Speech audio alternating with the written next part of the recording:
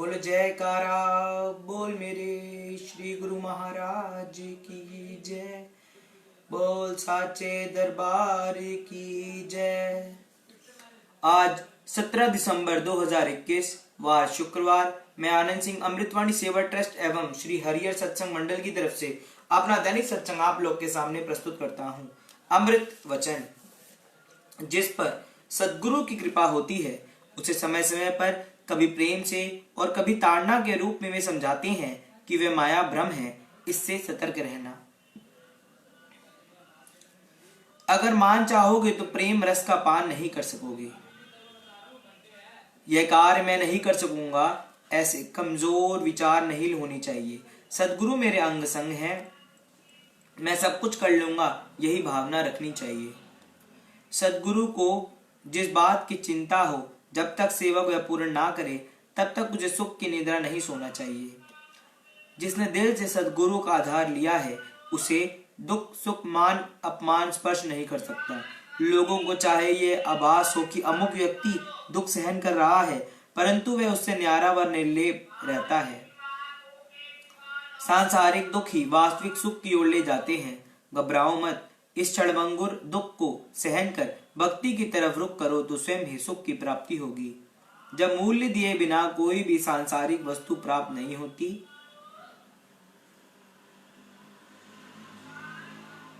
तो प्रेम जैसी अमूल्य वस्तु मूल्य दिए बिना कैसे प्राप्त हो सकती है? वह तो दिल देने से ही उपलब्ध होगी।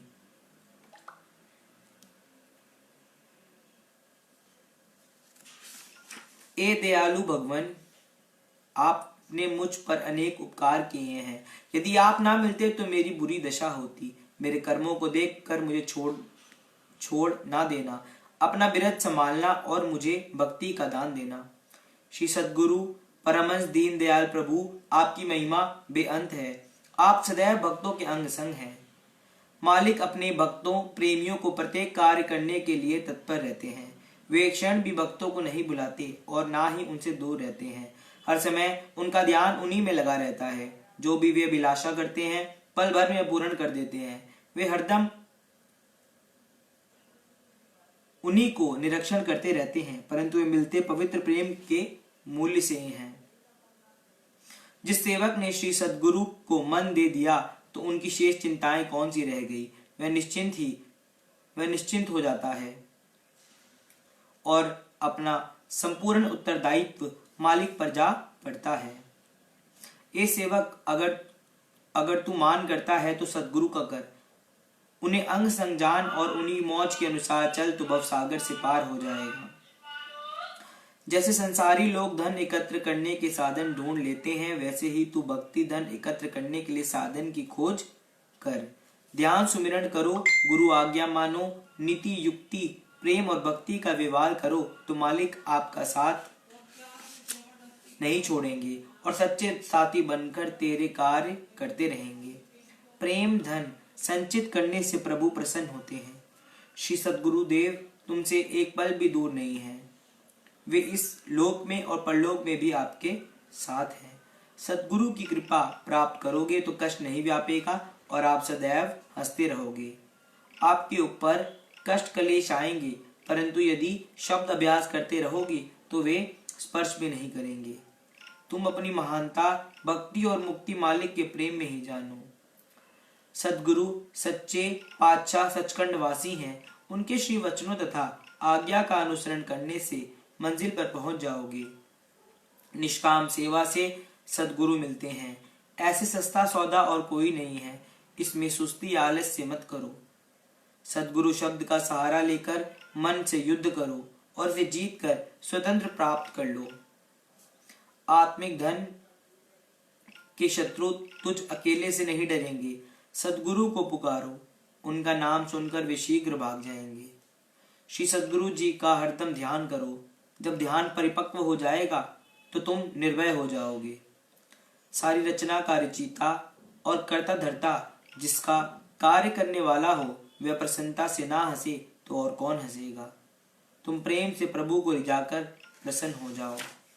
अच्छे से अच्छाई तो प्रत्येक कर सकता है, पर बुरे से अच्छाई करने वाला सज्जन पुरुष होता है। अधिक से अधिक कार्य करिए और उसका फल मालिक को अर्पण कर दीजिए। जो कर्म के फल की अभिलाषा करता है वह तो मजदूर है। जिन कर्मों से मालिक के चरणों में प्रेम बढ़े वही शुभ कर्म है। बड़ों के साथ मर्यादा से चलो और छोटों पर दया करो। छोटों पर दया करने से तुम्हारा कठोर हृदय कोमल बन जाएगा। बड़ों को अपना बनाना चाहते हो तो नम्रता और प्रेम पूर्ण व्यवहार करो तथा छोटों को अपना बनाना चाहते हो तो दया करो। बोलो जयकारा बोल मेरे श्री गुरु महाराज की जय। बोल साचे दरबार की जय।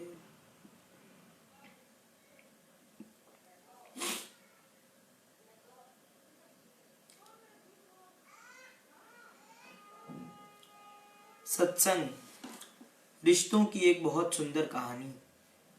एक जोरी के निधन के बाद उसका परिवार संकट में पड़ गया। खाने के भी लाले बढ़ गए। एक दिन उसकी पत्नी ने अपने बेटे को नीलम का एक हार देकर कहा, बेटा इसे अपने चाचा की दुकान पर ले जाओ, कहना इसे बेचकर जो कुछ रुपए मिले दे दे। बेटा वह हार लेकर चाचा जी के पास गया। चाचा ने हार को अच्छी तरह से देख परख कर कहा, बेटा माँ से कहना कि अभी बाजार बहुत मंदा है, थोड़ा रुक कर बेचना, अच्छे दाम मिलेंगे। उसे थोड़े से रुपए देकर कहा कि तुम कल से दुकान पर आकर बैठना। अगले दिन से वह लड़का रोज दुकान पर जाने लगा और वहां हीरो रत्नों की परख का काम सीखने लगा। एक दिन वह बड़ा पारखी बन गया। लोग दूर दूर से अपने हीरे की परख कराने आने लगे।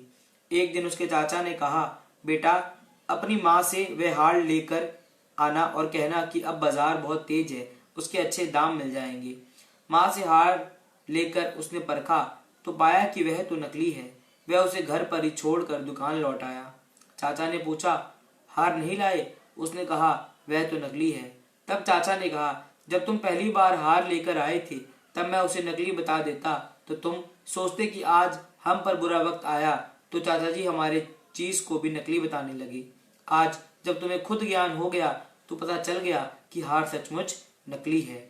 शिक्षा सच यह है कि ज्ञान के बिना इस संसार में हम जो भी सोचते देखते और जानते हैं सब गलत है और ऐसे ही गलतफहमी का शिकार होकर रिश्ते बिगड़ते हैं। जरा सी रंजिश पर ना छोड़ो किसी अपने का दामन, जिंदगी बीत जाती है अपनों को अपना बनाने में। बोलो जयकारा बोल मेरे श्री गुरु महाराज की जय। बोल साचे दरबार की जय। एक संत आंगन में कुछ खोज रहे थे। किसी ने पूछा, क्या खोज रहे हो? संत ने कहा, मेरी सुई खो गई। उसने दोबारा पूछा, आखिर खोई कहाँ है? संत ने कहा, मेरी झोपड़ी में। लोगों ने कहा बहुत बड़े मूर्ख हैं, आप अगर सुई झोपड़ी के भीतर गिरी है तो यहाँ बाहर क्यों खोज रहे हैं? इस पर संत मुस्कुरा कर बोले, सबसे बड़े मूर्ख तो आप हैं। परमात्मा आपके भीतर और आप उसे बाहर संसार में ढूंढ रहे हैं।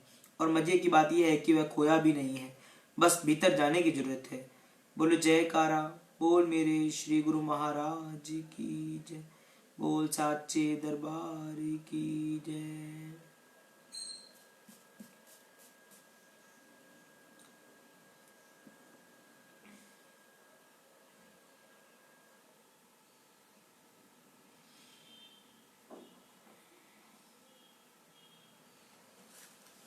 सत्संग श्री प्रथम पातशाही जी महाराज। एक दिन एक फकीर बड़ी शान शौकत व चमक दमक की वेशभूषा पहनकर आपके समीप आया। आपने फरमाया, ये क्या आप और ऐसी वेशभूषा? प्रेम से उसका कोट उतारा, टोपी उतारी और लंबा सा चोला पहना दिया। वह फकीर मस्ती में नाचने लगा। किसी ने कहा कि महाराज आपने इस पर कितनी असीम कृपा की। आपने उत्तर दिया कि अमानत लौटाना और हिस्सा देना एहसान की बात नहीं, अर्थात भूले हुए को मार्ग पर लगाना ही हमारा कर्तव्य है। आपने तो जन जन में आत्मज्ञान की चिंगारी लगानी थी। इसी उद्देश्य की पूर्ति के लिए आप स्थान स्थान पर भ्रमण करने लगे। सहज योग भक्ति परमार्थ का संदेश जन जन तक पहुंचाया। आपने संपूर्ण भारतवर्ष के कण कण में इस ज्योति के प्रकाश को पहुंचाने का भरसक प्रयत्न किया। आपकी इस श्री मौज को आपके परम शिष्यों ने पूर्ण रूप से निभाया। परिणामतः आज समूचे भारत में ही नहीं अपितु विदेश में भी इस अमर ज्योति की आभा जगमगा रही है।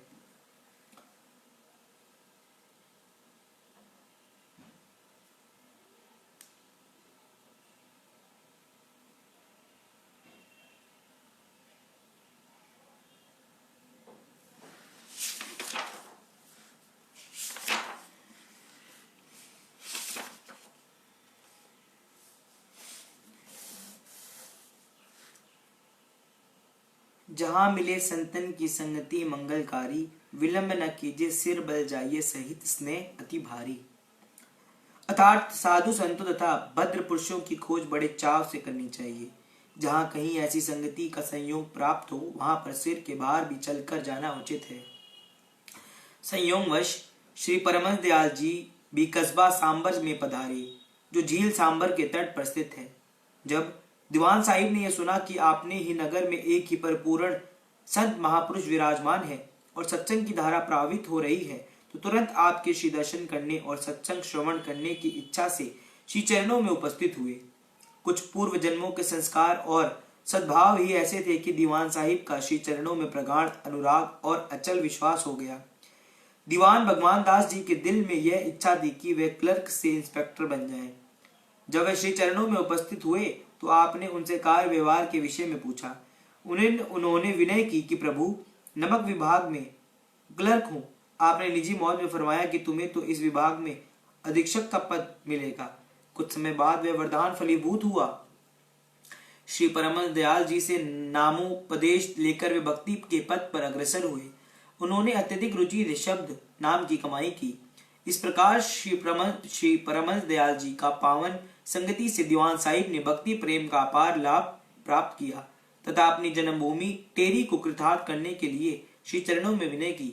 आपने फरमाया, फिर कभी जाएंगे। जैसे कि ऊपर वर्णन हुआ है कि श्री परमहंस दयाल जी एक स्थान पर स्थिर रहना पसंद नहीं करते थे। वे तो रमता राम योगी थे। अपने श्री रामचरितमानस में बालकांड में लिखी इन पंक्तियों का अक्षर सत्य सिद्ध किया है कि संतों की संगति आनंददायिनी होती है। जो संसार में चलता फिरता प्रयागराज है, जैसे प्रयागराज में गंगा यमुना और सरस्वती तीनों नदियां का मिलाप होता है, इसी प्रकार संतों के सत्संग रूपी प्रयागराज में भी गंगा यमुना और सरस्वती तीनों नदियों का संगम होता है।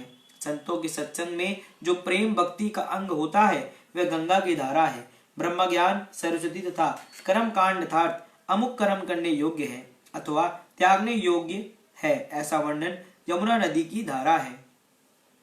संतों ने तीन प्रकार के गए हैं: स्थानीय तीर्थ, जंगम तीर्थ, घट का तीर्थ। मुकामी तीर्थ वह है जहां पर संत महापुरुष प्रकट होकर किसी आश्रम या सरोवर की स्थापना करते हैं। वहां पहुंचने पर मनुष्य के विचार में स्वयं पवित्रता आनी शुरू हो जाती है। महापुरुषों के श्री चरण कमलों की रज को कण कण उमड़ते हैं। वे वायुमंडल को पवित्र बना देते हैं। जैसे अग्नि के समीप गर्मी तथा जल के समीप शीतलता अनुभव होती है, उसी प्रकार संत महापुरुष की समीपता में शांति, आनंद तथा प्रसन्नता का मिलना स्वाभाविक है। दूसरा तीर्थ है जंगम। जब संत महापुरुष एक स्थान से दूसरे स्थान पर जीव कल्याण हेतु पधारते हैं तो वह जंगम तीर्थ कहलाता है। दूर व समीप से भाग्यशाली जीव आकर दर्शन करते हैं तथा सत्संग लाभ प्राप्त करते हैं।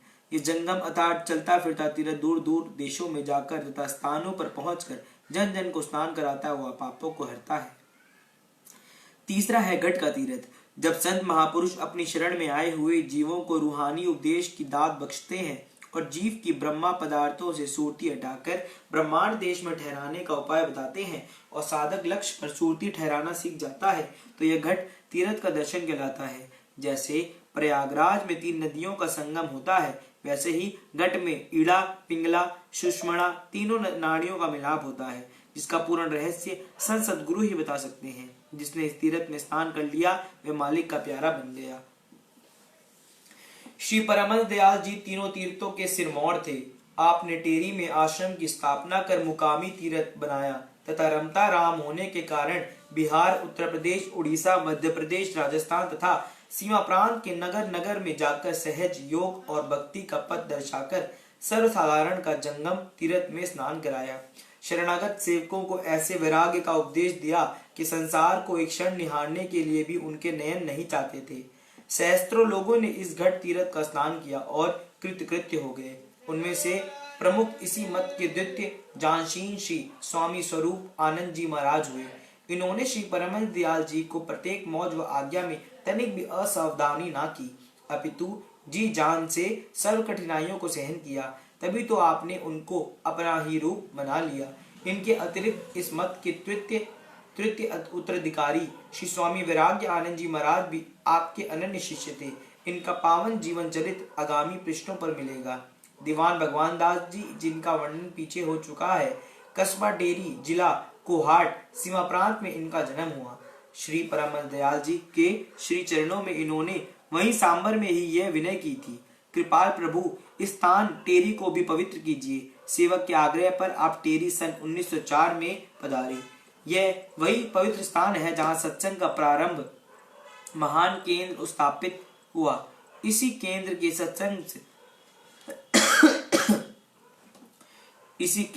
सत्संग से सत्संग प्रचार के वास्तविक कार्यों का यथार्थ रूप में उन्नति तथा प्रगति हुई।